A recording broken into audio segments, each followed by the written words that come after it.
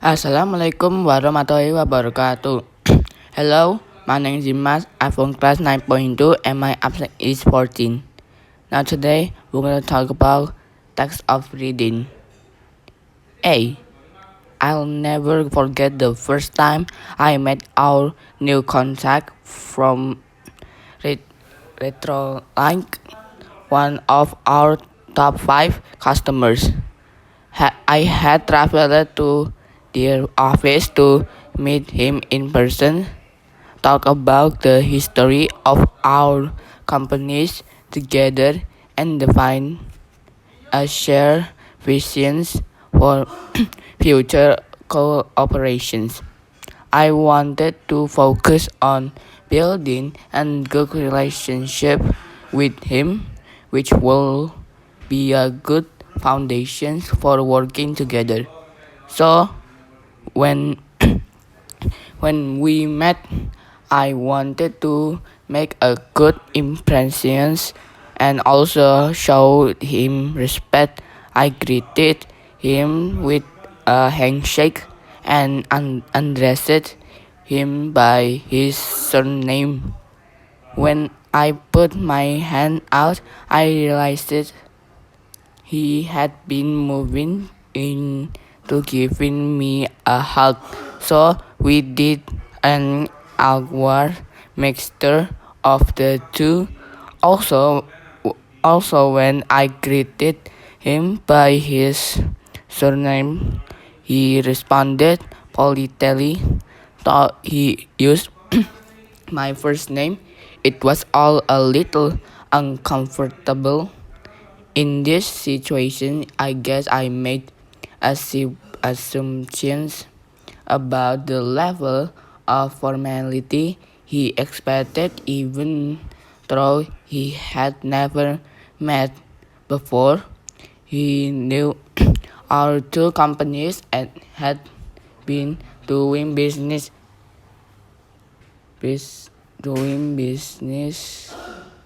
with each other for years, and he wanted to build on that history by being less formal with me from the beginning. The real learning here for me was that I shouldn't assume we all have the same ideas about meeting people for the first time.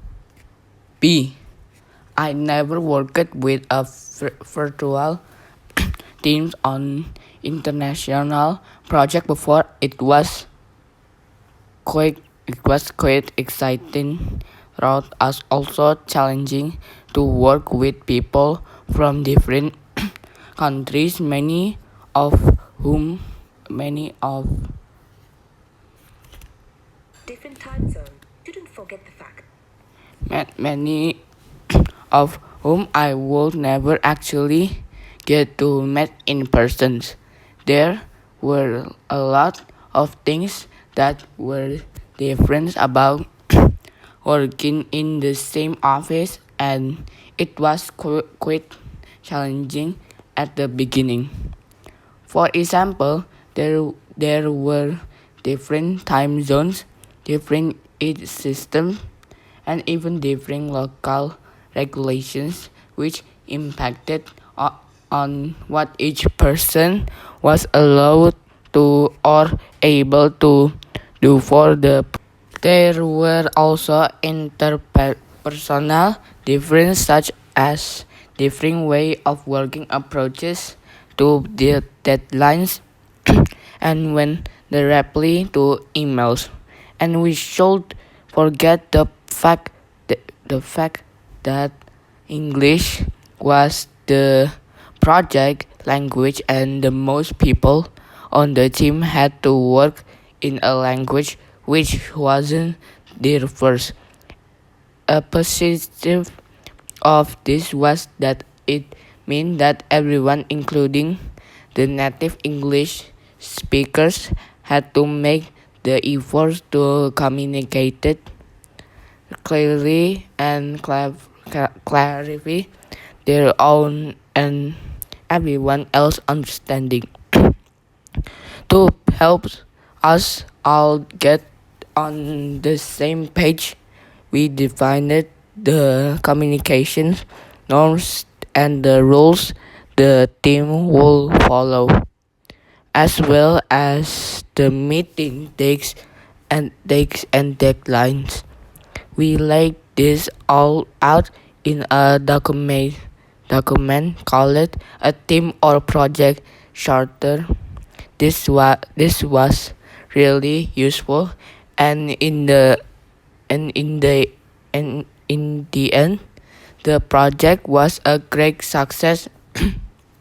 I'm, I'm looking forward to work on my next international project. See, I went through a bit of wrong path last year. At work, I was already committed to touch much, and then we lost a team member through restructuring, and I quickly became overloaded. This led to me doing too much overtime and feeling very stressed. My boss was really helpful, and she pushed back against the unrealistic targets that had been set for our department. She also introduced me to the SMART approaches, the goal setting. It's an acronym. SMART. You use you use it to create goals that are specific, measurable, achievable, relevant, and timely. I use this approach to that to that to deal with all of the things that were overloaded me. It helped me to prioritize some tasks, to do some later, and to drop some completely. I often use this approach now and feel much more I control of my time and workload. D. Have you ever missed a flight or had one call it?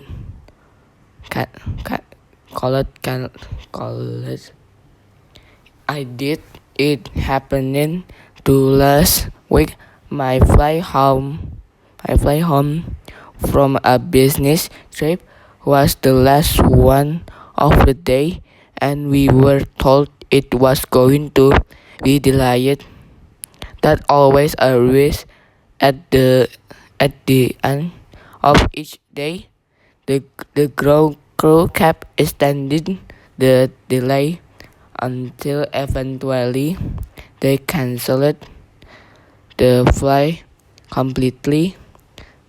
They then told us to go back through the airport to the departures area to talk to their agent, who could organize a hotel for everyone and rebook use on the following day's flight. As soon as they made the announcement about the cancellations, I knew I had to think quick, as it would not be likely that the flight would have capacity to take everyone from my cancelled flight. I hurried back through the airport and was one of the first to make it to the desk. That turned out to be a good idea, as there were only 9 seats available on the flight the next morning. Everyone else everyone else had to fly to different airport and then continue back to our destination airport in Kansas. Lucky me, right? Thank you for listening. Assalamualaikum warahmatullahi wabarakatuh.